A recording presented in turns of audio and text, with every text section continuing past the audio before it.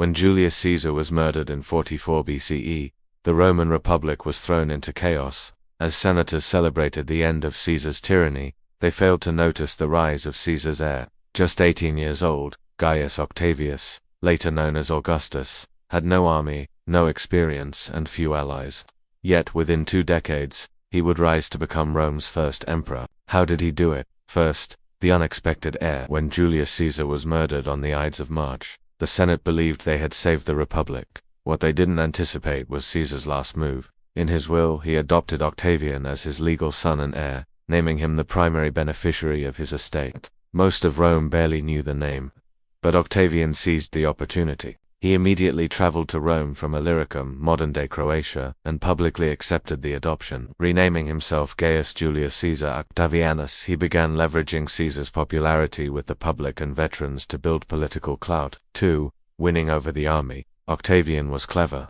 He knew that in Rome, military loyalty was political currency. He used the funds from Caesar's estate to pay bonuses to Caesar's former soldiers and promised land and rewards to any who joined him. This gained him favor with the army and ensured that even powerful commanders like Marcus Agrippa took him seriously. Though young and untested, he was seen as the rightful heir of Caesar, and that gave him legitimacy.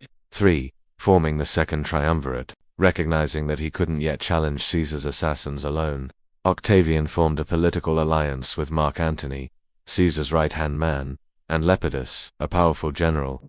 Together they created the Second Triumvirate in 43 BCE, an official power-sharing dictatorship with legal backing from the Senate. The Triumvirs launched a brutal campaign against the assassins, Brutus and Cassius, ultimately defeating them at the Battle of Philippi in 42 BCE to solidify his place in Caesar's legacy. Octavian arranged for Caesar to be deified by the state. This made him not just Caesar's heir but son of a god Divi Fetus, giving him powerful religious and symbolic authority. 4. Eliminating rivals. The master of Rome.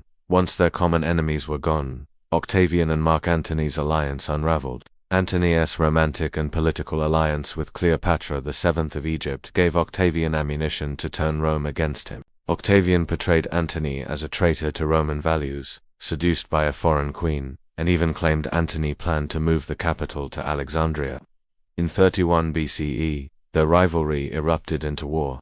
At the Battle of Actium, Octavian's fleet, under Agrippa, crushed Antony and Cleopatra's forces.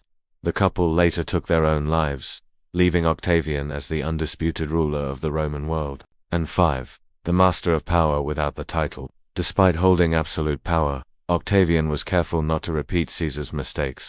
In 27 BCE, he returned nominal power to the Senate, a political performance that earned him the title Augustus, meaning the revered one. He accepted titles like Princeps, first citizen, rather than king or dictator. This allowed him to consolidate control without alarming the Senate or public. The Republic survived in name only, while Augustus became Rome's first emperor in all but title. The rise of Octavian is a masterclass in political strategy, patience, and public relations.